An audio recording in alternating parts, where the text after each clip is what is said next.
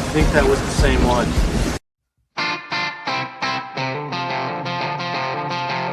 I thought love was all true in fairy tales, meant for someone else, but not for me. Love was out to get me. That's the way it seems. Disappointed, haunted all my dreams. Then I saw her face, and I'm a believer. Not a trace of doubt in my mind, but I'm in love. Ooh, I'm a believer. Welcome, purveyors of imitation butter oil flavoring, to Geek Salad episode 269. It was the best of times. It was the blurst of times. You stupid monkey. How Dickensian of you. Mike's editing, so he's probably going to put that in for the audio if it hasn't done so already. Yeah. If future Andy has anything to say about it. So, but speaking of which, I'm Andy. I'm Mike. I'm Joe. I'm Katherine. And tonight we are continuing our look at the summer because it is summer movie season. We just got reserved our tickets to go see The Odyssey. Ooh. Which all the chuds on Facebook are saying is going to be an absolute epic dumpster fire. Nope. So but all yeah, the critics are saying it's absolutely amazing. So. right, exactly. I'm actually looking forward to seeing what what Bob Chipman has to say about it, because that's the guy I usually am the go-to when it comes to trusting anybody on their reviews, because even though I don't always agree with him, I always do kind of agree with him in a lot of ways. So I respect his opinion. Yes, that's a great way. Yes, I respect his opinion. That's a great way of putting it. So we're talking about summer movies tonight, and what we're going to be doing is we've each picked one. Some cases there might be a little deviation here or there. One summer movie each that we feel is underappreciated, either via box office or via just overall legacy, something that people have just kind of forgotten about. And also, in turn, the opposite of that, a movie that we feel is overpraised, and that's going to be our thing. So if you're trying to figure out what the hell I'm talking about as I try to update our social media stuff, good luck. Oh, good Lord. Why does it keep copying this? Never mind. I'll do it afterwards. So anyway, let's get started here. No, let me ask you guys a question. I'll take a vote from the three of you here. Do you want to start positive, or do you want to get mean? Let's start positive. Okay. That's a good. There's a lot of meanness in the world right now. Yeah. I was actually going to say opposite, but whatever. I feel like, well, it depends which part's going to be the more fun part, because I always like to save that for last. Oh, the mean stuff is going to be the more fun part then, because that's when we're going to get people really angry at us. Well, I'm not. I know I'm going to be mad at someone here. Yeah, I know you will. Because oh, good Lord. And I can't wait to have to defend that. Yeah. Yep. Spoilers. Anyway, let us start. So, who wants to go first? Yeah, you started it, Andy. You go. Okay. You're gonna start trouble. I'm going to start. Yeah, I'm going to talk. I'm not really going to talk shit straight out of the gate. But I'm already, much like the swings of the summer heat, I have the hottest of hot takes here. A movie I feel that does not get enough love is the summer of 1992's Alien 3.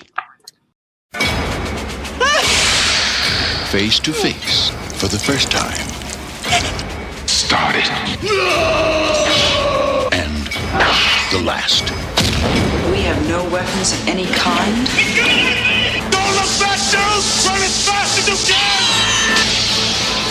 Sigourney Weaver. Pays to die. Alien 3, rated R.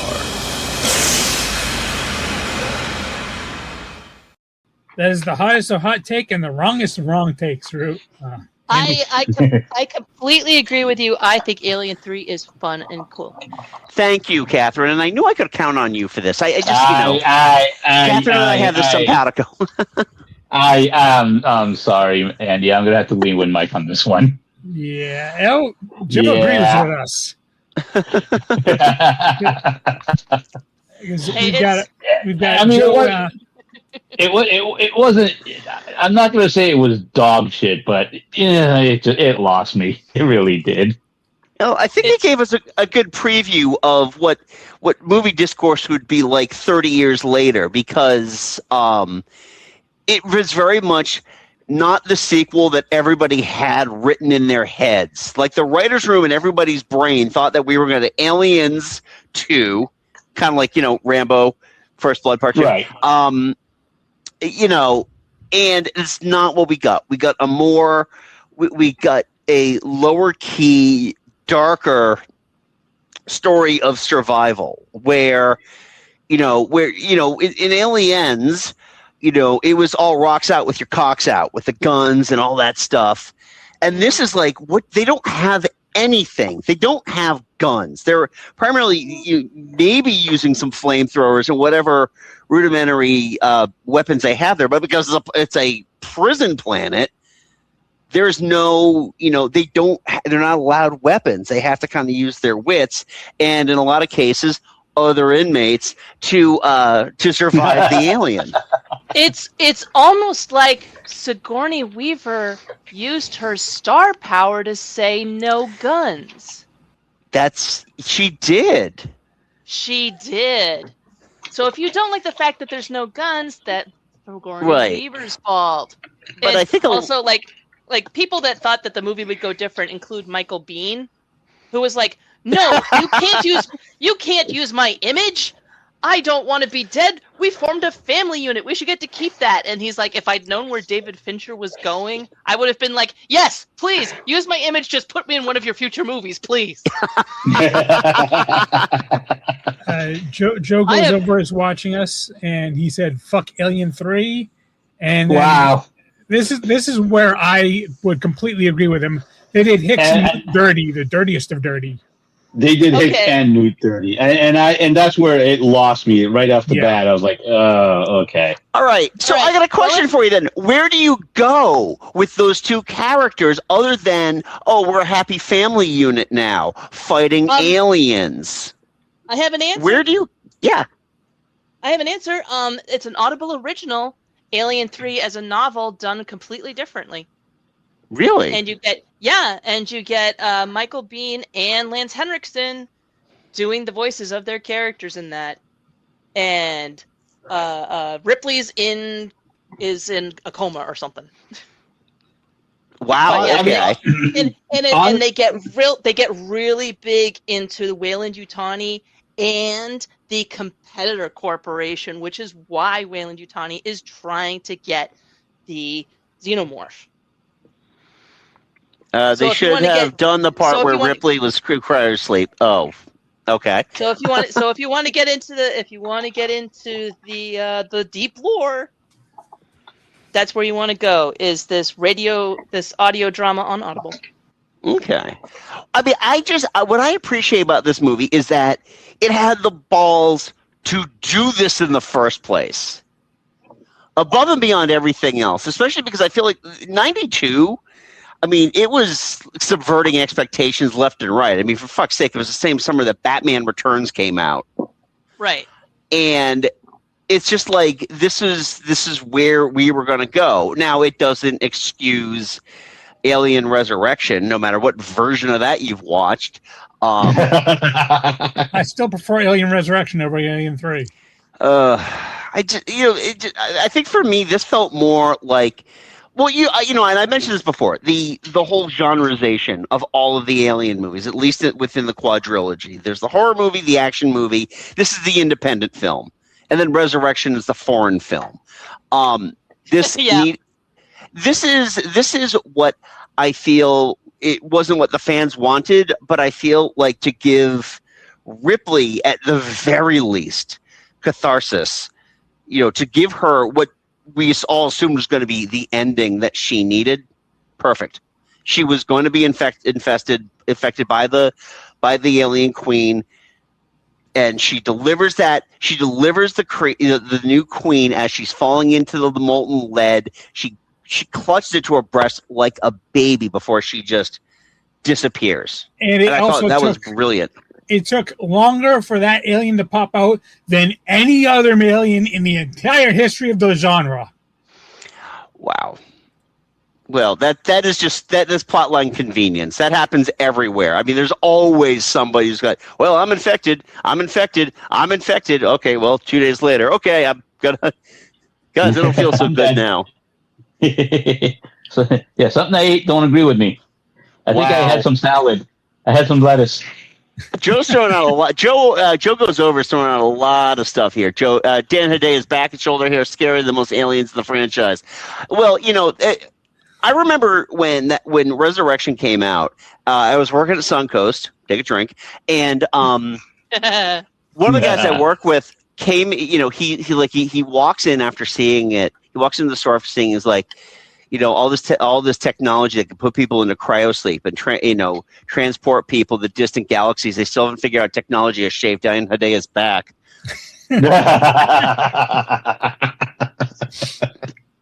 Boom. Yeah. So I mean that's Alien 3. I've always had a soft spot for it. Sure, you know what? And again, I can understand why people didn't like it, but I simply enjoy the fact I wasn't spoon-fed something, or essentially getting Cameron Light. Yeah. And I didn't need Cameron Light. I just needed something other than that.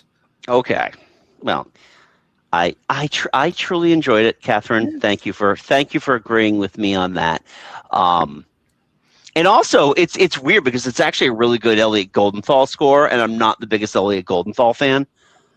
Yeah, it's a good story. The actors really bring their A game. You've got Charles Dance all over the place. God. Yeah, I mean, he's playing the Janet Leigh role there because he dies pretty quick. Yeah. But you've also got you got Pete Postlethwaite in there. Yep. He does a heck of a job. Yeah. I think it's a very interesting take on it, and it's subject. I mean, the actual visual effects of doing a stop motion alien, not great, but I did like that they kind of showed that it's not just after humans. It impregnates a dog, and that's why it has that shape. And yeah, I enjoyed it. It took risks that I appreciated. So, who wants to go next? Because I'll go next. All right. From my underrated but liked movie, I picked 1996's Twister. Nothing else in nature It's starting to turn! can match its raw power. Get out of there! Its brute force, its howling intensity, Come on! its uncontrollable fury.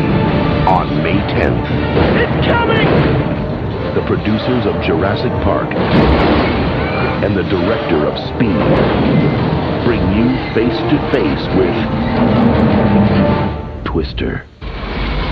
Rated PG-13. Starts Friday, May 10th. I agree. It's been forever since I've seen it. This was one that played a lot at Suncoast. So the only thing that stuck out to me about it was when Bill Paxton says, he's only in it for the money. Yeah, but he did so good. It was so good. Joe goes over one last thing to mention about Alien 3 here. Yeah. It was just too mean for my taste. How they couldn't even let Ripley just die in the furnace. They had to have the last minute moment of agony for her. Well, I think she was at peace. I mean, if you look at her face, she was at peace with it. Exactly the opposite. Yeah, she was Because her at heart peace, is and just she beating was even. keeping. Well, she was keeping the alien queen restrained to make sure it couldn't escape. And so she knew that she was dying. She was never going to have to wake up to this again, and she was killing a queen with her. Because she's like, this has been Ripley's life, is that She fought an alien. She goes to sleep, has some period of misery after finding out her daughter's dead, and then fights more aliens, and then goes to sleep, and then comes out of it and finds out her new daughter and new boyfriend are dead, and has to fight aliens again. She's had a shit, time of it for for her recent waking life. She's like, cut me, coach, and cut this bitch too before she gets away from us and does more damage. So she's going away victorious. Yeah. Anyway, how did we dispatch of the aliens in the movie Twister? With a twister. And an F5 tornado. And Joe goes over and says, Twister is one of my favorite awful movies. It's so dumb but brilliant. I don't, see, okay, so, well, it's one of those things, because it was very successful. I mean, $492 million on a budget of $92 million. Yeah. Okay. It was it was a hit. It's one of those good old-fashioned blockbusters where you don't have to think too much about it. You just go in, you enjoy it. But the thing is, after it was released and it went through its theater run, it kind of fell off the cultural map. And nobody really thought about it until the sequel came out a couple years ago. And everybody remembers, oh, yeah, Bill Paxton was in Twister. Oh, Helen Hunt was in Twister. Oh, yeah. Carrie Elwes was in Twister. Well, it's one of those movies that you don't think about until, somebody like says something like, oh, yeah, I remember watching that movie in the theater. And why haven't I watched it since then? Philip Seymour Hoffman was in Twister. Right. I mean, they had a huge all-star cast, and it's like, okay, and on its face, it should not be successful, okay?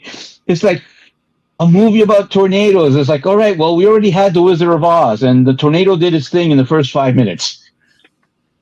Joe goes over, has got a few comments here. Says, God, the science in that movie is just ridiculous. We've Got Cows was all over the place that year. Yes, it was. Philip Seymour Hoffman was awful in that film. Cringe-inducing. The funny thing is too, because again, most of my viewing of it, I did actually sit and watch it, but most of my passive viewing, I was under the impression that the tornado had a vendetta for Helen Hunt's family. Yes. It was like this one tornado that killed her dad, and now it's after her. Right, exactly. This 1.5 tornado.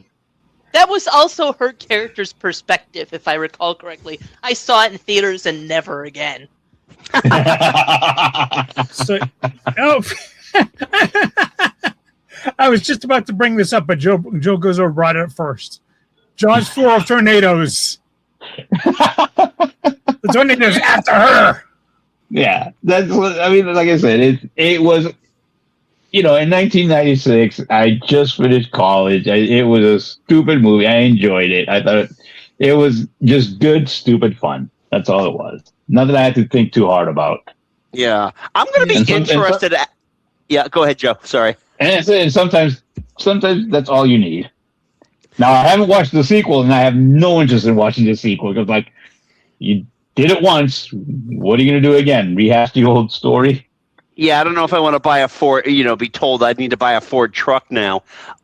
Actually, Twister is celebrating its 30th anniversary, so I'm going to be interested in seeing what M has to think about this one when we go into a more in-depth discussion about Twitter. My God, Twister later this year. Your brain What was is Joe broken. saying now? Yeah, my brain is broken. Yeah, he went got himself corporate sponsors. He did it for the money. Yep. Real Storm Chasers probably put up a long that line. Yeah. It's just, I don't know exactly how much. I'm sure there's a behind the scenes thing, and Jan de Bont probably just ignored all of them. It's like, I did Speed. I shot Die Hard. What do you want? But all I got to say is, the summer of 90s. Yeah. Well, he was going to do the Godzilla movie before creative differences made him leave, and he ended up signing onto Twister. Ironic, because the guys who ended up doing the Godzilla movie were the guys that beat him at the box office this summer, because it was Roland Emmerich and Gene Devlin doing Independence Day. Yep. My God, we hated ourselves in '96. Like every movie was just like, okay, cool. How do we destroy the Earth? How do we destroy the land? Can you destroy the Earth? Egad, I hope not. That's where I keep all my stuff. All right. Who's up next? I mean, I'll go. Sure. Sounds good. First off, I do have a quick honorable mention. Oh, actually, first, Joe goes over. He's gonna finishes up with Joe as a child with the TV saying F5 was coming years before Fujita scale was a thing. Also, Fujita rates tornadoes after the hit. Didn't know all that. Yeah. Nope. I don't know why they bothered to name a tornado after the browser refresh command anyway, but Yeah. I do have an honorable mention for 1992's Stay Tuned, the John Ritter. Oh, that was a fun movie. I don't think I've ever seen it. It's a fun Really? movie. It's not good, but it's fun. I forget who played the wife in that one. Pam Dauber. That's right. It was Mindy. Yep. The two stalwarts of 70s TV have joined together, and now they're doing a movie. Yeah, and I want to say the devil was played by Jeffrey Jones. Yep. So strangely prescient right there. Oh yeah, and there was Chuck Jones animation too. Oh, that had some of the best animation. That was so much. The animated parts was so much I fun. really need to rewatch that movie. It's been a while, but I remember really having fun with it. But my actual pick is 1985's Return to Oz. Ever seen a gump, half moose, half flying sofa? A talking chicken? If this is Oz, I'd rather take my chances back in Kansas. A lovable pumpkin head like Jack? Or even a marvelous mechanical soldier? Pleased to meet you.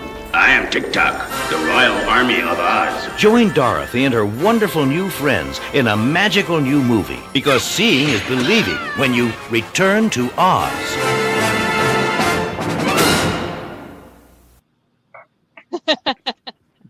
A movie that caused residual trauma to every child who saw it.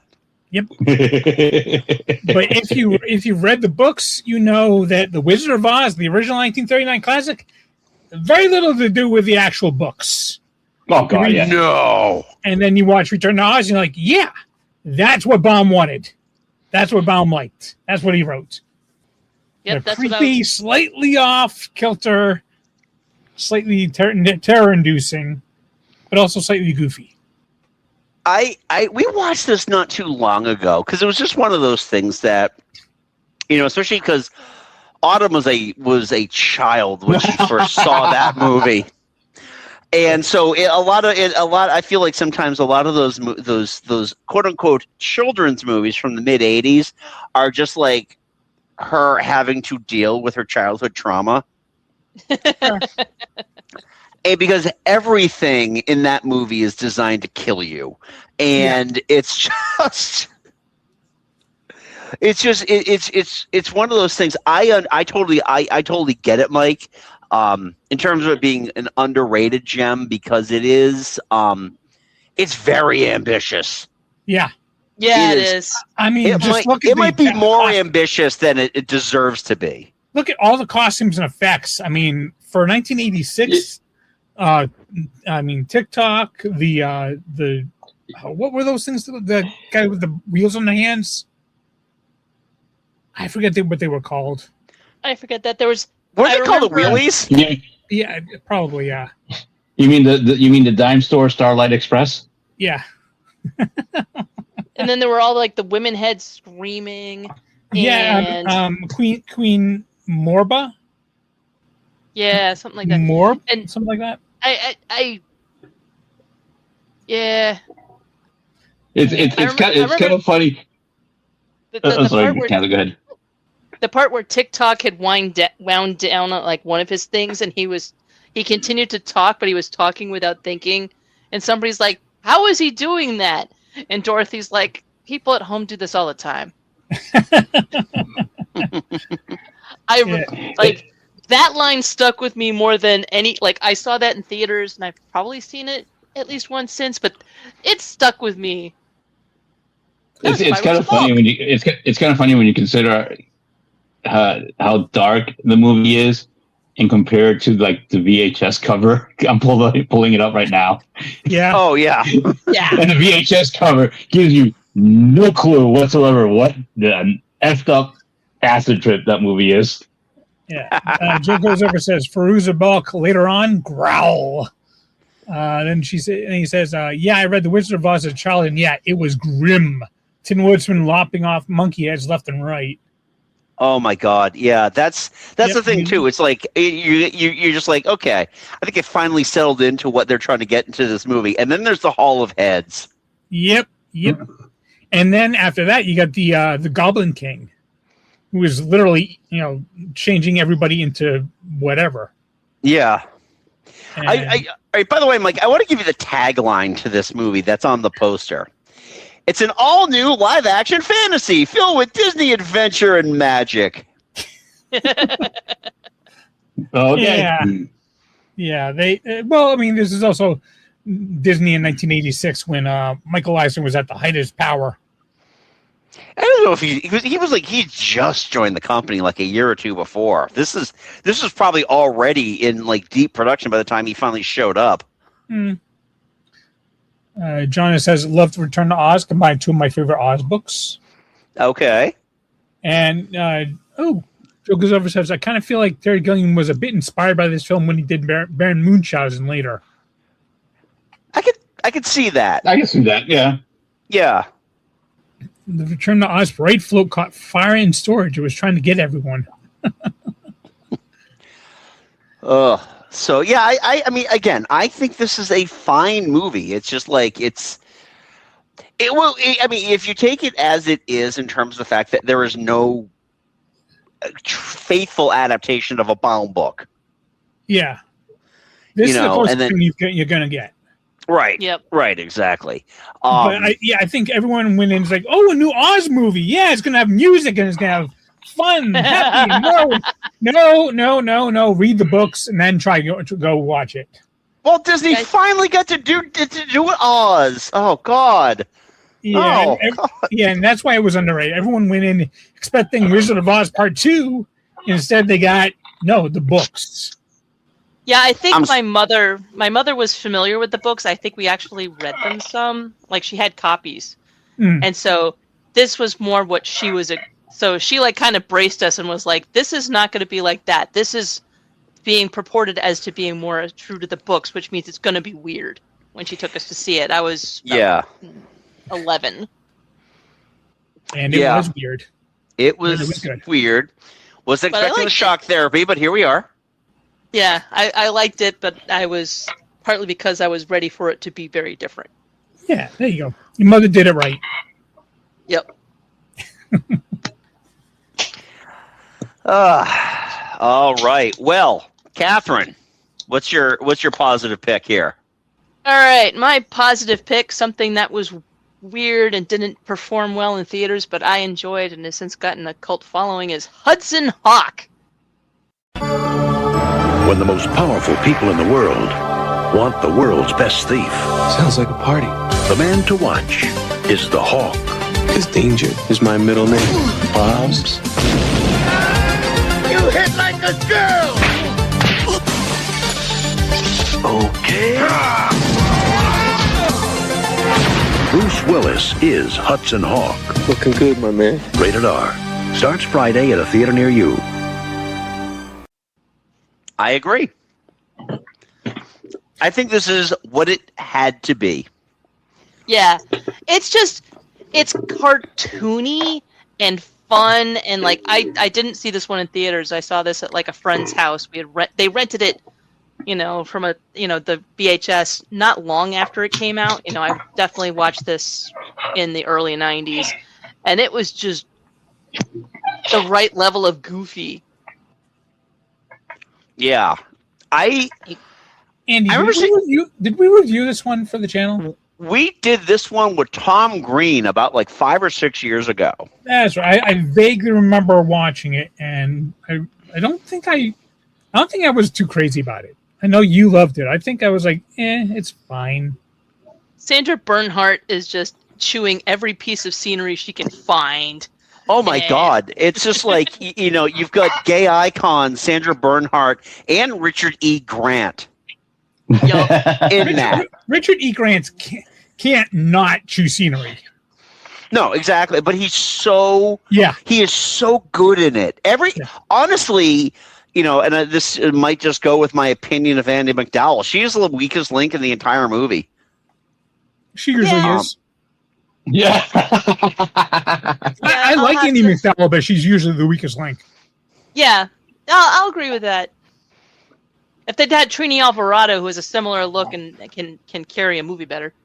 Right, and didn't have to face the indignity of having completely been dubbed over in Greystoke, Lord of Tarzan, Lord of the King of the Apes, or whatever. Yeah, there's your Jeep cut.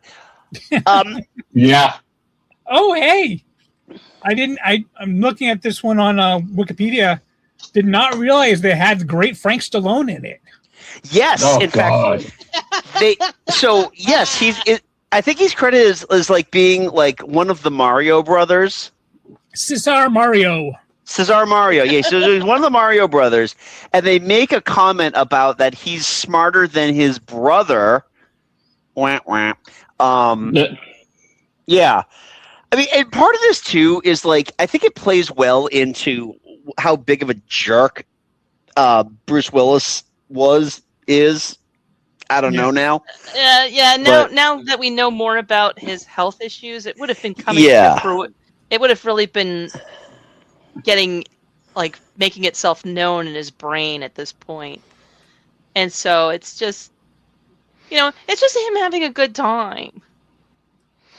Yeah, exactly. I mean, it reeks of a vanity project. It does, but everybody else is having so much fun making the movie. It's okay.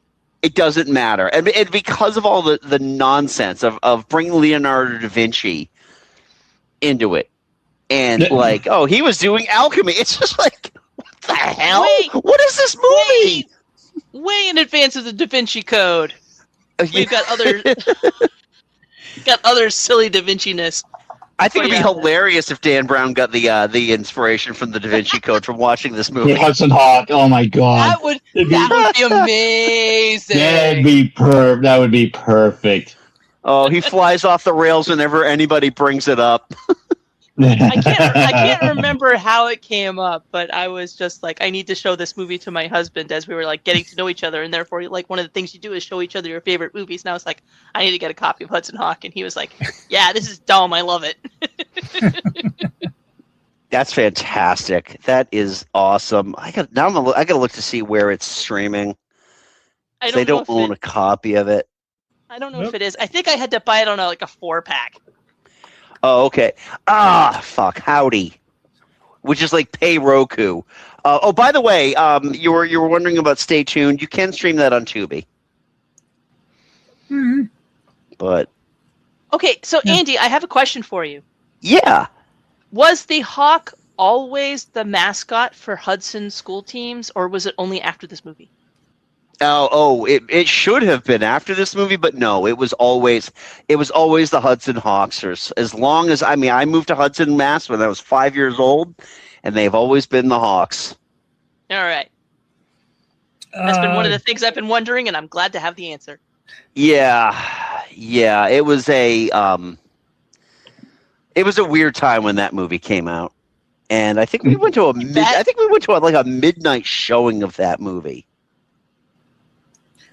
Joe goes over. It's got a couple of quote comments here.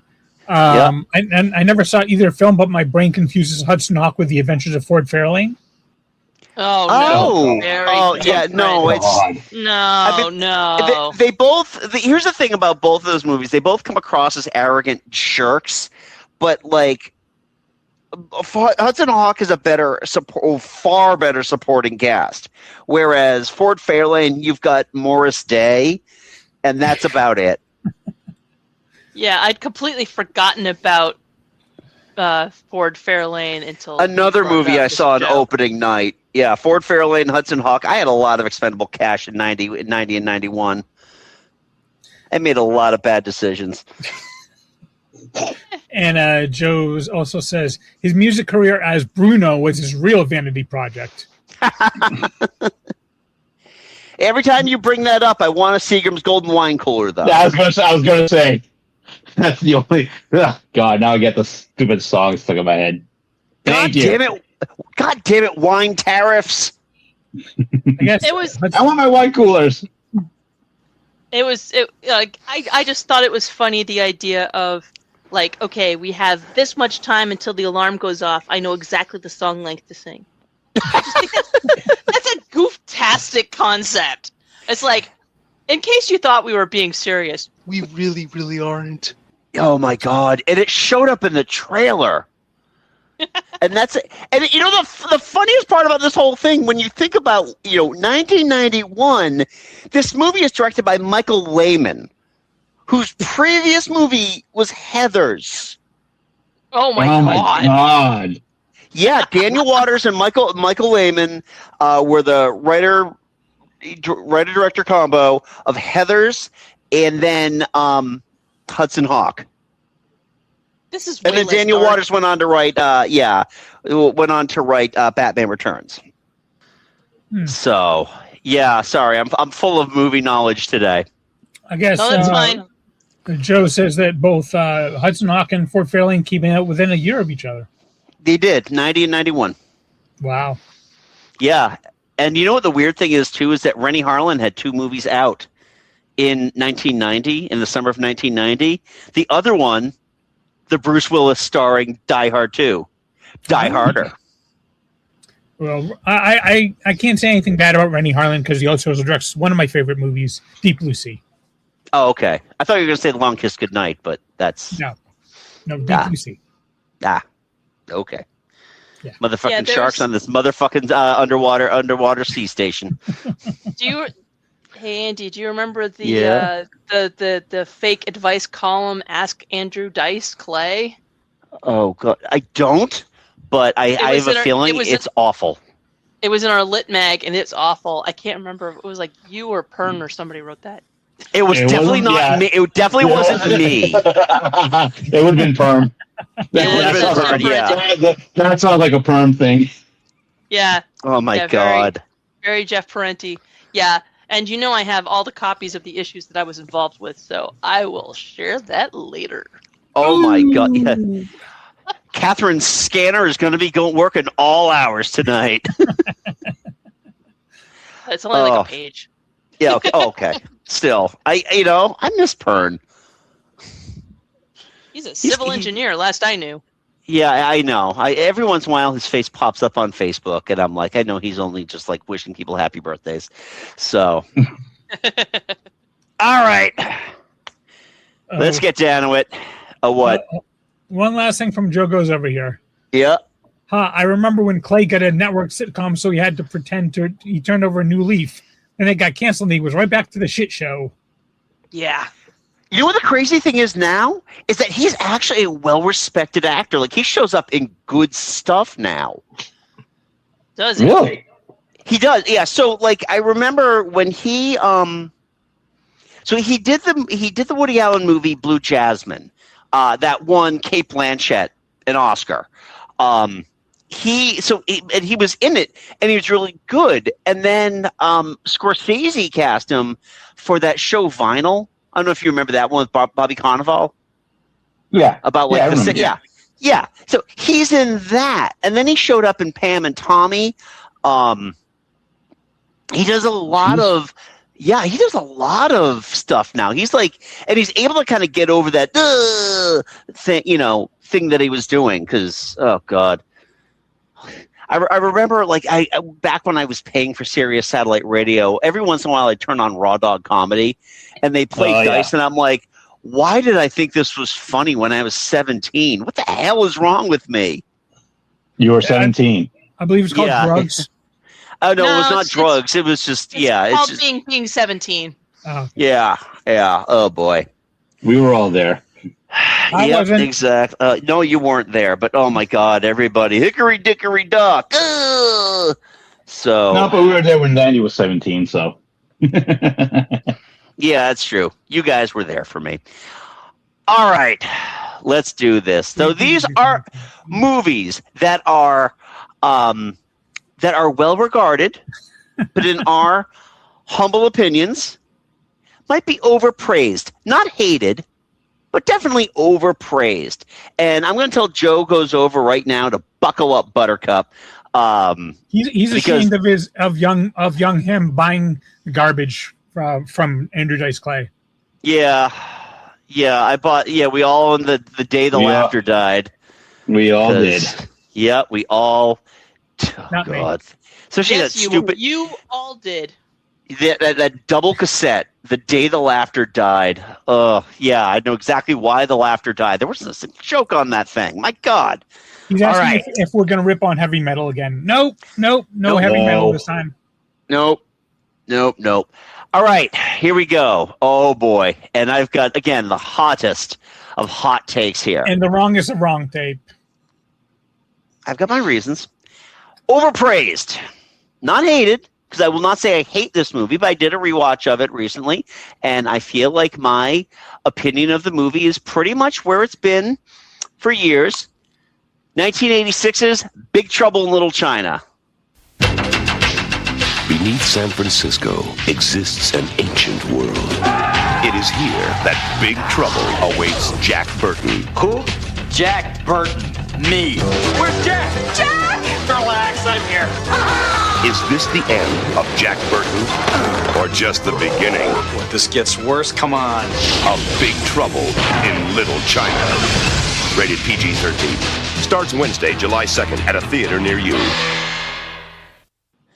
I feel like out of the John Carpenter, Kurt Russell joints, this is the weakest out of all of them, primarily because I think Carpenter and Russell did so much better when Russell is just playing quiet, when he's playing, a man of few words, man of action, and to turn Jack Burton, who insists upon himself. Joe.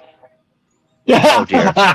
Don't you drag me into this. I'm just saying. You're on your own on this one, Andy. I know, but you're very much it insists upon itself. I feel like this movie insists upon itself. Again, it is not The Godfather, okay?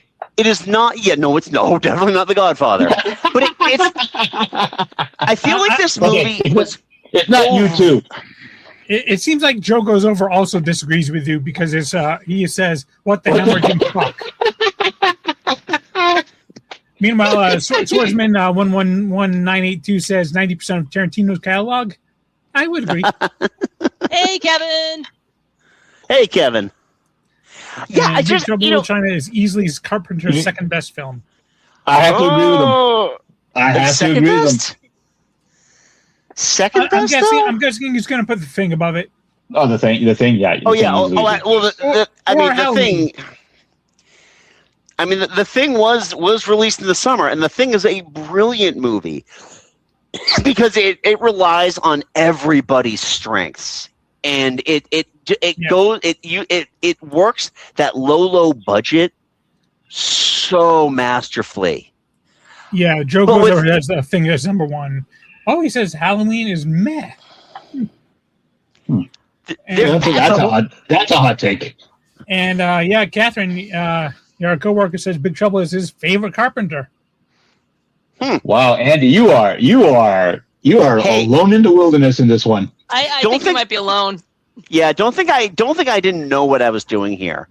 Again, I don't feel it's not a bad movie at all. In fact, I mean, I think for what it cost to make the movie, it looks great. There's a lot of good ideas in the movie. But here's the thing about this movie, though, is that this is a movie I've spent the last 40 years being told that I have to love. And when I watch it, I'm like, I understand fine. now. It's fine. It's not a bad. I mean, it's not like some of Carpenter's later real paycheck movie work. But I feel like Ghost of Mars. Yeah, didn't you do a Dracula movie? Probably. Oh yes, yes. Not Dracula. Yeah, I know exactly. Dracula 2000, I think. Yeah. No, John Carpenter was Bon Jovi. was in that. Oh, okay. I don't even remember. But Vampires. I mean, John Carpenter's Vampires. I feel like with this movie, Mahogany. is that what it's called? Mahogany? No, it's called John Carpenter's Vampires. But the line, one of the lines is mahogany, solid teak. Oh God. I just, and again, I feel like. I have summoned my husband with that line. Oh no. You've awoken the other Joe. Oh, the third Joe this time, because I got all the Joes. Yeah, we got all the Joes I'm not here. really into horror, so I won't rate Halloween high on Carpenter's filmography. I like Members of the Invisible Band better than Halloween. R.I.P. Sam Neill. Oh. Yeah, R.I.P. Sam Neill. So here's the other thing too. I actually watched Escape from New York a couple days ago, just to kind of give myself like a level set on where I stood with the Russell Carpenter joints. Escape from New York is fantastic. In fact, it was better on my most current viewing than I remember it being like 20 years ago when last time I watched it.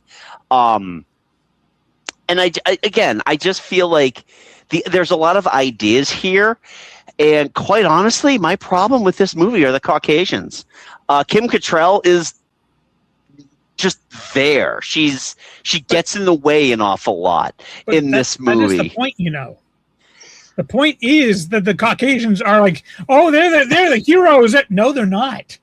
That's kind of the point. Yeah, they're portrayed to be the heroes, but they're the least heroic things in this movie. The sidekick characters, they're the heroes of this movie. So the whole movie is designed to flip the entire genre on its head in what is what it kind of became. It's like, oh, white people, good, Asian people, sidekicks. No, that is completely opposite this one. Yeah, I feel like, and also I'm not a fan. Jack Burton became a fan to a lot. A lot of guys became a fan of Jack Burton. It's kind of like, okay, so we found an even more arrogant Indiana Jones. Someone who again stumbles through. Indiana Jones was never ahead of the curve with the Nazis, but he is far more charming than Jack Burton was. He knocks himself out in the beginning of the battle and ends up unconscious for most of it. Right. Yeah. Exactly. Yeah. Your hero, ladies and gentlemen. He's Mitchell. But he does say the check is in the mail. Yeah. Andy, I totally get it. It's like you were told this was awesome and you watched it and you were like, you had yourself hyped up to think it was awesome. Whereas if like you hadn't been hyped up, you probably would have enjoyed it more. Maybe, and that's the thing too, because this wasn't a box office hit, but it was one of those movies that was like, it is like it won the Eddie and the Cruisers and Beastmaster Award for most watched movie on HBO the year it premiered on HBO. That kind of. We got a few comments coming in here. Okay, and the winner of this year's Beastie is. Yeah, hey, Kevin. The white people being the sidekicks is the point. Wang does everything. True. Joe goes over says we should be thankful to Escape from New York because it led to Escape from LA. Clearly the greatest Carpenter film, the greatest film of all time. Joe goes over is now just fucking with everybody. Yeah, exactly. Oh my God. Big Trouble also employed every Asian actor in Hollywood, even Al Young. And the great James Hong as Lopan, of course. All right. Actually, funny thing, and it ties into last month's May Street Science Theater. Yeah. The what's his name from Samurai Cop? Yeah. No, not Robert Zadar. One of the Asian. Yeah, remember the short. Yes. Yeah. I was gonna say. Remember the guy in like the black Speedo, but that was everybody in Samurai Cop at some point or another. Yeah, he's in it. Kevin says there's a theory that Eggshell is telling the lawyer in the beginning Jack Burton was a hero as a scapegoat for all the destruction. And then Joe goes over and says, you leave Jack Burton alone. Peasant magic. yeah. Well, I definitely have stirred the pot with this one. I did. I'm not. I did go back and I rewatched it, and it just doesn't evoke like a yeah. Like I get nostalgic. There were certain movies of this era I get totally nostalgic about. This one's like, okay, yeah, I do. It's fine. I can see. I can definitely see the effort is on the screen. This is not Avatar where they threw a shit ton of money at it. And I'm still like, God, how much more is on this movie? Why are the last 20 minutes the longest 20 minutes of my life? Hey, I wished I could have shat on the Avatar movies for this, but they're all Christmas films. Yeah. Yep. And the one you were thinking of from some Samurai Cop, Gerald Okamura. Thank you, Joe. Okay, thank you, Joe. All right, well, let's. I'm just going to step aside real quick and let somebody else give their hottest of hot takes. I believe, Joe, you're next. I am, and all right. my next hot take, and this was tough because it could have gone either way, so I just threw both of them in. Top Gun and its sequel, Top Gun Maverick. I feel the need for speed. It's a wild card. Lies by the seat of his pants. That's right. I am dangerous. It's not your flying. It's your attitude. Tom Cruise, Kelly McGillis, Top Gun, rated PG. Fuck yeah! All right.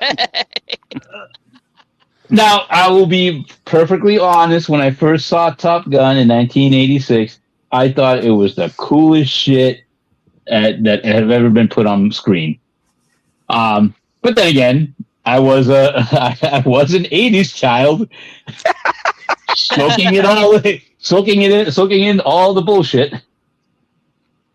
But yeah, with the benefit of hindsight, oh my God, it has got the thinnest of thinnest stories, and it is so blatantly obvious, and along with its sequel, that it's just propaganda.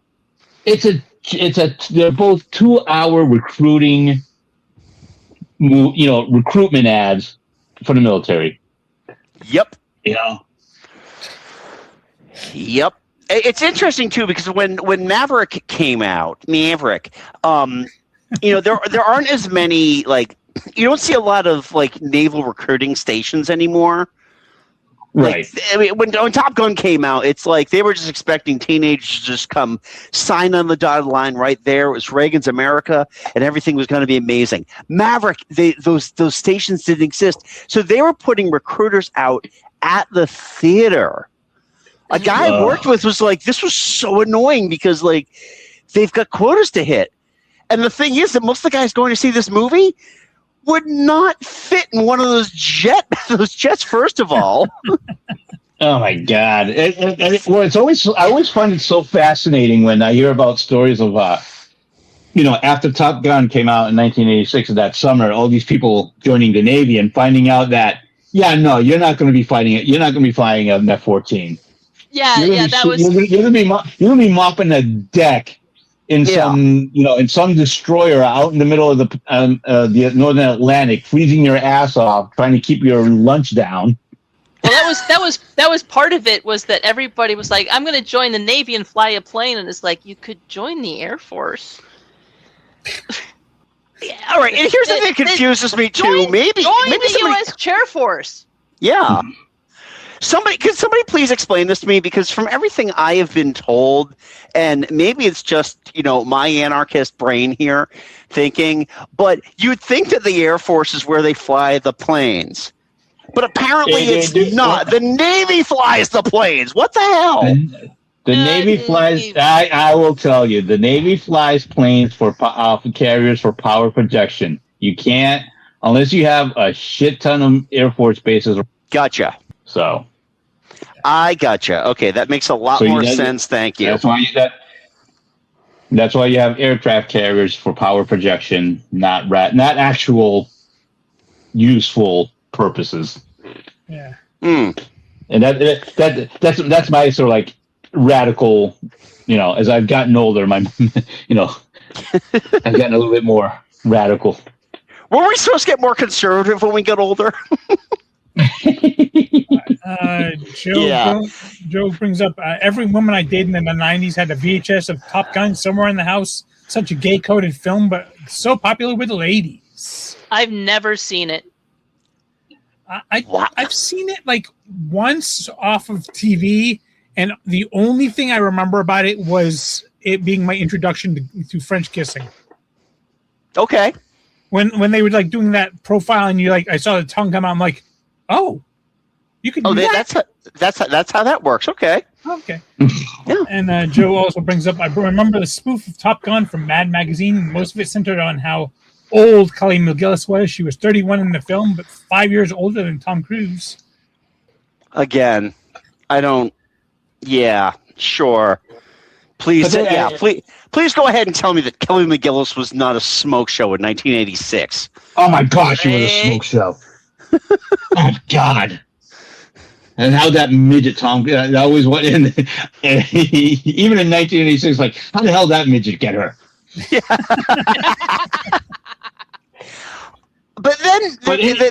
Yeah, go ahead, Joe. Sorry, I'm stealing Nick Thunder here. No, but then Maverick comes out, and it's like, and it's the perfect encapsulation of the gerontocracy we're stuck in, where boomers are loath to let go of anything to the new generation. Yeah. So much so that let a 60-year-old man fly a jet. Right, we have a 64-year-old man who still who should have been drummed out of the Navy 2 decades ago. I'm sorry, this is my military upbringing showing through. Yep. It's like I'm watching this. I'm like, that's bullshit. If he refuses a promotion, he would have gotten kicked out of the Navy. He would have been forced into retirement. What the fuck? What kind of bullshit is this? Let alone oh God. When Top Gun came out in 1986, it was rightfully praised for its aerial sequences because, they stuck cameras on these planes and flew them. Now, Maverick, thanks to the magic of CGI, F-18s are doing things that physics say, nope, you cannot do that. Yep.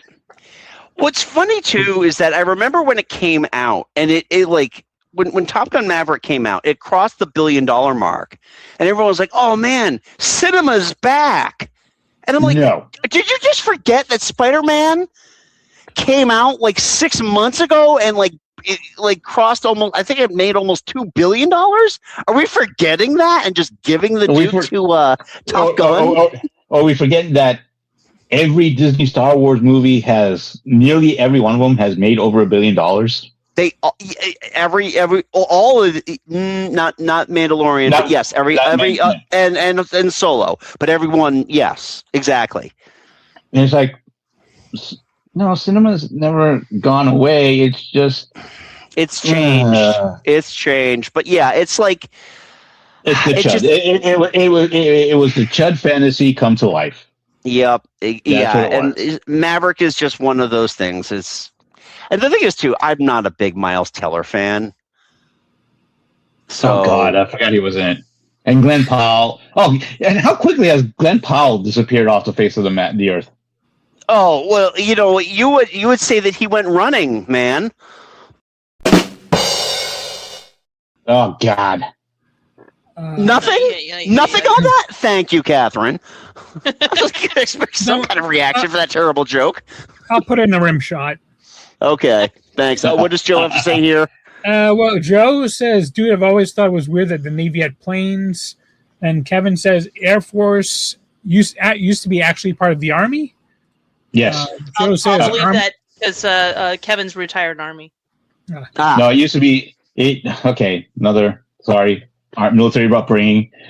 The Air Force used to be the Army Air Corps up until 1947 when it was separated and made into its own service. Joe brings up Army should be ground troops and tanks, Navy should be boats, Air Force should be planes, Marine should be peeling potatoes. Sorry, I grew up in a Navy household. I grew up in an Army household. Oh boy, I got a retired Marine coworker who's got words for that too. Oh man. Well, the only thing I remember about the Marines is it's from the movie A Few Good Men when Tom Cruise it's another Tom Cruise movie where he's talking to Kiefer Sutherland. He's like, "You don't like the Navy, do you?" He's like, "No, I love the Navy. Whenever we have to go somewhere and fight, you're so kind to give us a ride." Like I said, I grew up in an Army household, and my mom called them crayon eaters. So, All right. Joe says cinema isn't dead. Going to the theaters on life support, maybe. That's a tough one. I don't like having to reserve my seats, which is a pain in the ass. But like, I love still going to the movies and clutching the popcorn and doing all that stuff. I've seen 2 movies this summer already. We're going to another one this week. So. Oh, and Spider-Man's coming out soon, so... Yeah, Spider-Man is coming at the end of the month. And by the way, Supergirl is really good. So... Yeah, for me, it's just getting in and out of the Mall at Whitney Field is just a pain in the ass. I understand, because you actually got to drive through the Popeyes drive-through to get out of it, apparently. Yeah, coming from Lunenburg is a pain in the ass. Okay, probably tiny words with just 1 or 2 syllables. Yeah. So, yeah. Anyway. What? I got Catherine's Kevin says, Go ahead.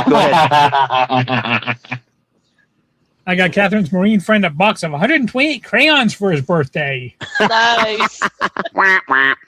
I'm too old to go to, and then Joe says, I'm too old to go to the theaters. I don't want to be too far away from my bidet. That's why I made of my living room its own giant screen and good sound system. Very nice. Fair enough. Very nice. Well, my son loves going to the movies, so that's kind of our thing now. Anyway, let's continue, shall we? Joe, do you have anything else you want to say about Top Gun before we all get recruited to peel potatoes somewhere in the hull of the lower hull of a naval battleship somewhere? Yeah, no kidding. Nope, I'm good. All right, cool. Mike, I believe you're up next. Yeah. For one, I'm not sure why this one was a summer movie. It should have come out a few more months later, but I think it's going to be another hot take. But I think The Shining, 1980, is overpraised. Tonight, an ABC premiere presentation. Jack Nicholson, Shelley Duvall. The ultimate exercise in terror. Anybody here? A masterpiece of modern horror. The Shining. Here's Johnny. I think, actually, no, Stephen King's going to agree with you on that one. Oh, I know Stephen King agrees with me. Yeah. He's not a fan. He's not a fan. Yeah, I first saw that, I think it was, last year, Andy? 80s. No, 2 years ago. It's been almost 2 years. Oh, wow. Yeah. It's just, I don't know why it's called The Shining, because Danny's power has little to absolutely nothing to do with this movie. It does nothing other than call Halloran in and gets him killed. Well, actually, if you've read the book, you'd I know about the book, but I'm saying this movie. I don't know about the movie because I've maybe watched it, but one of the things that powers the terrors in there is him. Oh yeah. See that I know because I've seen the this miniseries with Steven Weber, and that follows the book much more closely. Yeah. So Danny's the one who powers the hallucinations. Yeah, the ghosts kind of gain their power, but from Danny Shining. Oh, right. Okay. But not in the Stanley Kubrick one. No, the ghosts are pretty much inconsequential. They don't really do anything. What really is basically Jack goes there, starts drinking again, then he goes nuts and tries to kill everybody. Well, I'm still under the ghost- impression that the whole movie was just made so Stanley Kubrick could just drive Shelley Duvall insane. Yeah, Joe goes over and says, I have mixed feeling. I like The Shining, but fuck Stanley Kubrick for abusing Shelley Duvall. Fair. There we go. Fair. Good point. And plus, the ending makes no flipping sense. He chases Danny into a hedge maze with an axe, trying to kill him, and then he ends up there frozen. I'm sorry, if you've got an axe, you're never lost in a hedge maze. You make your own exit. It's no longer a maze. Yeah, it's just a bunch of obstacles for you to get out. That's it, and very easily you can knock them out. And this Kubrick. Some people call him an auteur. Some people say he's an artistic filmmaker. I just thought he was boring as fuck. He had so many scenes where it's just, is anything going to happen? No, okay, no. It's just people looking. Like Jack Nicholson looking really demented. Okay, yeah, just put a camera on Jack Nicholson. It's just Jack Nicholson on a day. Exactly. Yeah, especially at this era of Jack Nicholson as well. Yeah, and I mean, like, how many caretakers are going to die before the people that actually own the hotel are like, maybe we should just close it up for the winter? You know, how many deaths are we going to have here? Well, the thing is that they have to keep it like from blowing up, which this caretaker fails to do. Yeah, well, not in the movie. Not in the movie. Yeah, it doesn't blow up in the The book of The Shining and the movie of The Shining, very little to do with each other. Right. Very, very little. Joe goes over as whenever I was downloading torrents, sometimes I just stick my fingers up to my lips and say, "Danny's not here, Mrs. Torrance." Wah, wah. I would bet you hate 2001 if you thought. Oh no, I do hate 2001. I fucking hate it. Yeah. Okay.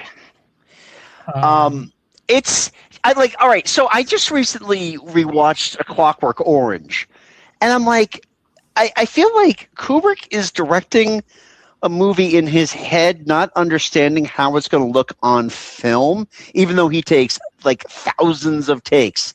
And I'm like trying to figure out what my favorite Kubrick movie might be, and it might actually be Dr. Strangelove, which is before he actually was able to wield the power of like being a director's director.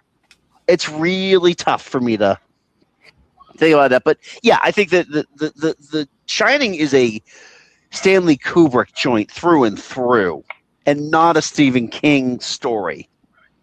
Kevin says hedges are actually pretty thick and tough. Tanks in World War II couldn't drive through them. Yeah, but tanks don't have axes. No, they have treads, and like, you know, he's pointing out that the fact that like they will just demolish things like concrete curbing. Yeah, no, when you were like, you just axe your way through it, and I was like, actually, having wielded an axe, they're kind of a pain in the neck. You know, I would not use an axe on a hedge. That's why people don't use axes on hedges. They use hedge clippers. Mm. But yeah, Joe says, have you ever met a rich person that'll sacrifice any number of poor caretakers? Yeah, that's fair. Can you at least say you like the Wendy Carlos soundtrack for The Shining? It's fine. I saw it once, and whenever I watch a movie the first time, the soundtrack is not the thing that kind of like comes to me, unless it's like a John Williams like standout score. So I would have to watch it a few more times in order to really kind of appreciate the soundtrack, and I really don't fucking care to watch it many more times. Yeah, it's Wendy Carlos, and Wendy Carlos is fantastic. So I'll give her the praise that she deserves, because she does really well with electronic atmospheric scores. So again, putting on my movie nerd hat.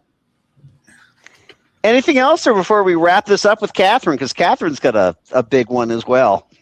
And a big hot take. Oh yeah. I'm done. Okay, Catherine. All right. Here The floor I'm is bringing yours. it. Why the fuck do people like Shrek? Let's go! Hi, princess! It's hot. Yeah! Yes, getting them to shut up, that's the trick. The comedy event of the summer stars Mike Myers, Eddie Murphy, Cameron Diaz, John Lithgow. How about him? There's an arrow in your butt. Oh, would you look at that? Shrek. Oh, what large teeth you have! And do I detect a hint of minty freshness? Rated PG. Starts May 18th everywhere. Let's talk about vanity projects. This is Mike Myers, vanity project, jukebox musical bullshit. I will say, out of all of the movies in the series, the first one is the only one I'd be willing to watch again. The second one, the only thing I liked in the second one was Puss in Boots, and I never bothered after that. This is all right. So it's interesting. So first of all, this had been in like production hell for years before Mike Myers even jumped in. This was one of those infamous. Chris Farley was involved, so it's cursed because he died. Things. Yeah. Oh, yeah. Before they brought Mike Myers in. I remember seeing the trailer for Shrek 25 years ago. And I'm like, oh, that's a very interesting way to animate a movie. Okay. I'll give it the benefit of the doubt. And truth be told, when I saw it, I enjoyed it. That animation has aged horrifically. Oh, poorly. They're using that. Poorly. So we're watching like the behind the scenes series on HBO about the House of the Dragon called the House Dragons Built, and they show like crowd scenes and the CG animatics that they use for crowd scenes, and they look just like all the human characters in the first Shrek movie. Joe says, I like Shrek, but I 100% understand why people can hate it. It's like the Minions movies. It's all right, Catherine. Go ahead. This is your pick. So please delve further. It just sucked. Like, it's not my sense of humor, so I'm not gonna like it. Period. And there was like nothing. There was no heartfelt redeemingness to it. You know, like I enjoy Wayne's World because it's got stuff in there that I can grab onto. Mm-hmm. But it's just, You know, when I watched it and I was like, so I never need to watch this again. And I kept seeing sequel after sequel after sequel after sequel after spin-off after sequel. I'm like, what the fuck? When I think of my favorite moments from Shrek, none of them involve Shrek, Fiona, and honestly, not even Donkey. Like there are a few donkey quotes I will still quote. Yeah, but I mean, Lord Farquaad was hilariously funny. Mm-hmm. The Gingerbread Man is hilariously funny. I'm sorry, that whole "Do you know the Muffin Man" bit? I crack up every time. Yeah, but that's one of the few moments in that movie that actually does crack me up every single time. Yes. And Joe goes over says, it would have bombed if Farley had lived to voice it. I guess my hot take would be, would get me hated, as I think Chris Farley kind of sucked. I'm not saying he sucked, but his acting was awful. No, I don't think he was a good actor. No, I can definitely see that he had a type. Yeah. I think for me, when it comes to Shrek, it's like that first movie aged terribly. I actually prefer the second movie primarily because I think Puss in Boots was a very needed addition to it, especially if you're a cat owner. Puss in Boots was the only thing I liked in that second movie. I thought he was fantastic, but everything else was awful. The Puss in Boots: The Last Wish apparently is fantastic. I've never gotten around to watching it, but it's fantastic.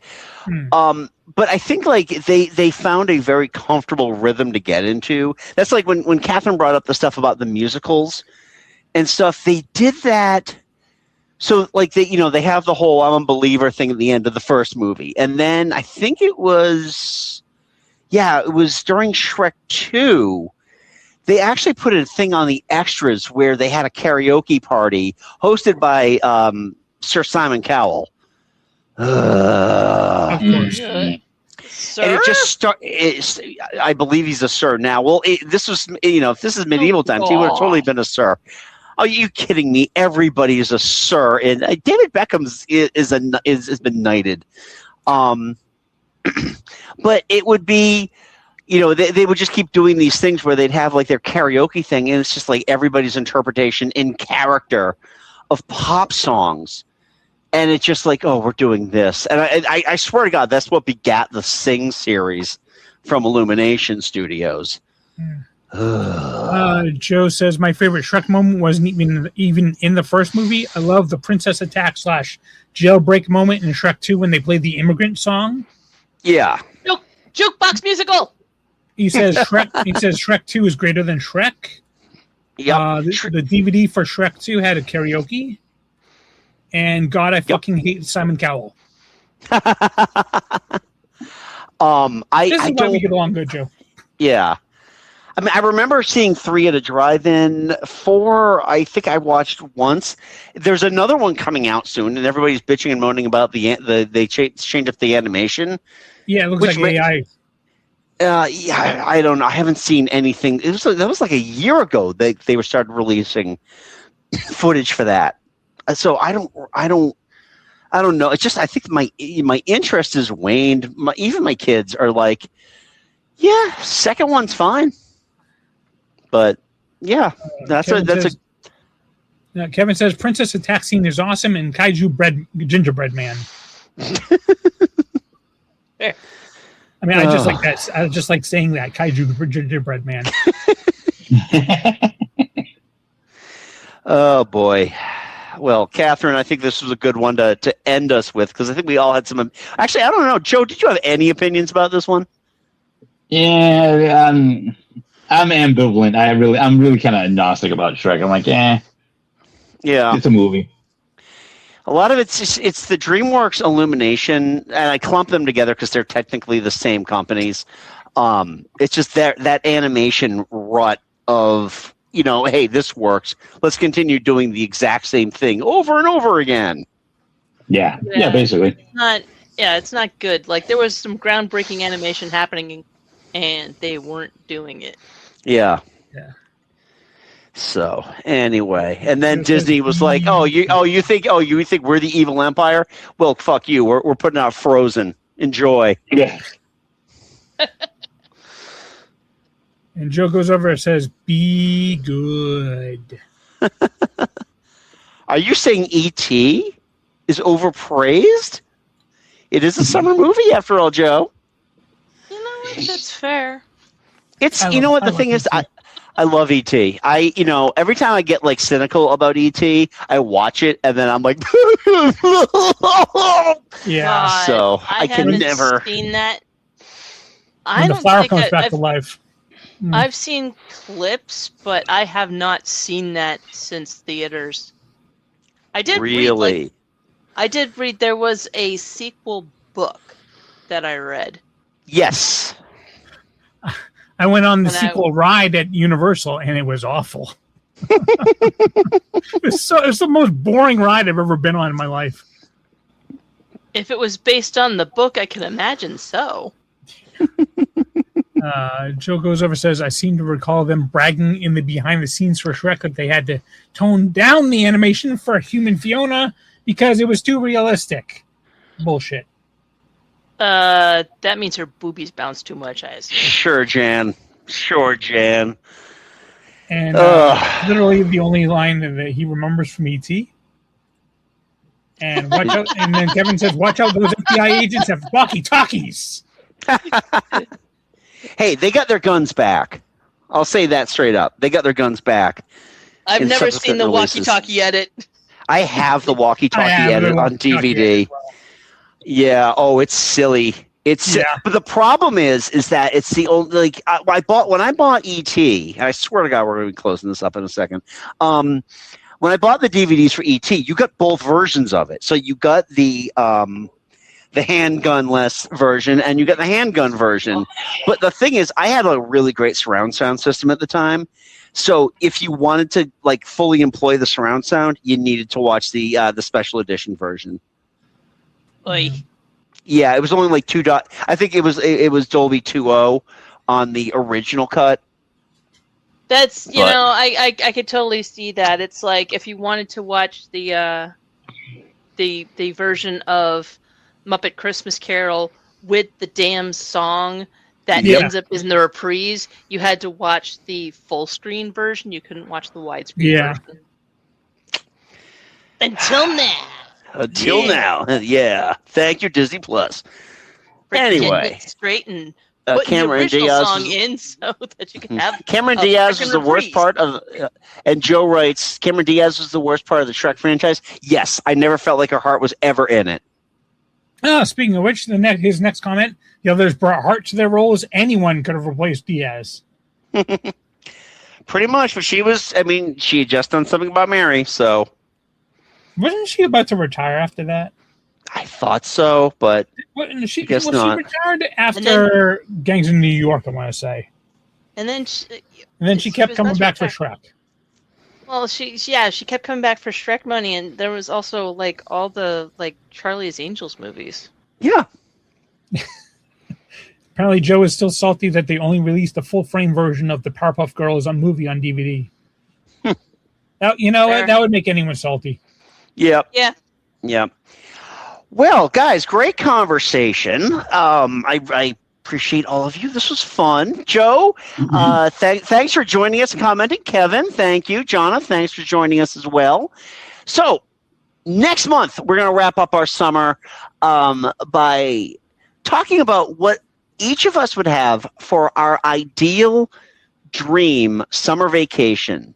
You have now got like consequence-free money.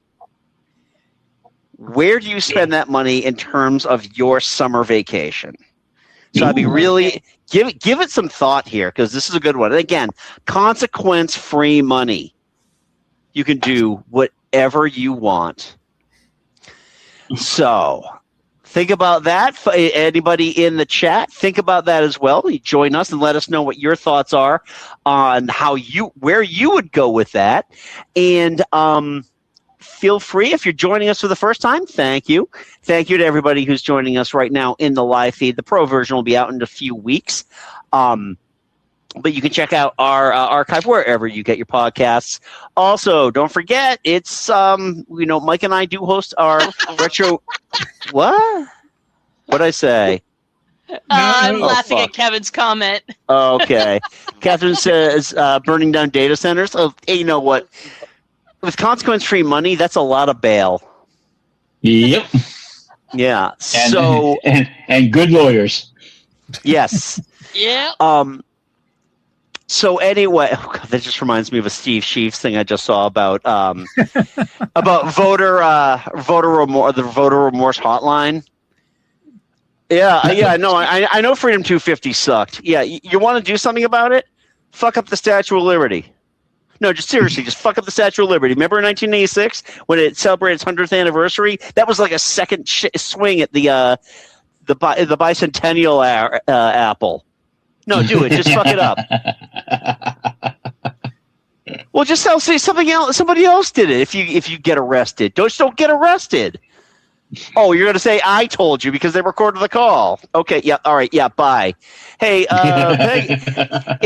is Mike on shift right now? Because I need him to erase one of our calls.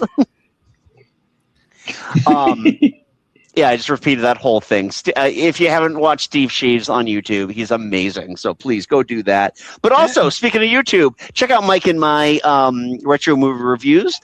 For the month of July, we are doing big, bombastic 80s sci-fi fantasy. So far, we have discussed Conan the Barbarian and heavy metal. And I'm sorry about making you watch that, Mike. And this week, if you're listening to the live feed, this week we're going to be doing Beastmaster. I've got ferrets in my pants already. Oh. Yep. Apparently, Catherine has thoughts. My mother had 100 Andre Norton books. Beastmaster was they bought the title and what they could get out of the property and ruined it in the movie. Oh, that's what Stanley Kubrick did with The Shining. Yep. I won't spoil our review of it. All I'm just going to say right now, Goofy Conan. That's what the movie is. It's Goofy. It's Goofy Conan. So we got that going on this month. And if you want to follow us on the socials, we are at Geek Salad Podcast on Facebook and at Geek Salad Radio on the Blue Ski. So join us there. And everybody in the chat, thank you so much for driving our conversation tonight. We always appreciate that. And until next time, I'm Andy. I'm Mike. I'm Joe. I'm Katherine. Go forth and be nerdful, and for God's sakes, clean up after yourself. This is the theater. I'm not your mother. Go forth, be nerdful, and we'll talk to you later. Bye.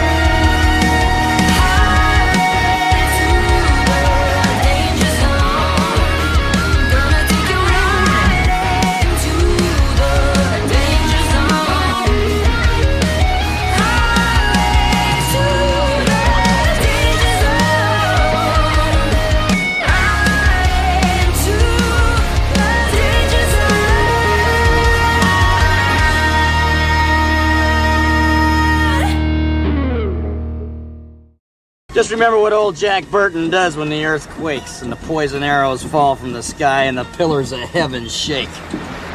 Yeah, Jack Burton just looks that big old storm right square in the eye and he says, "Give me your best shot, pal. I can take it."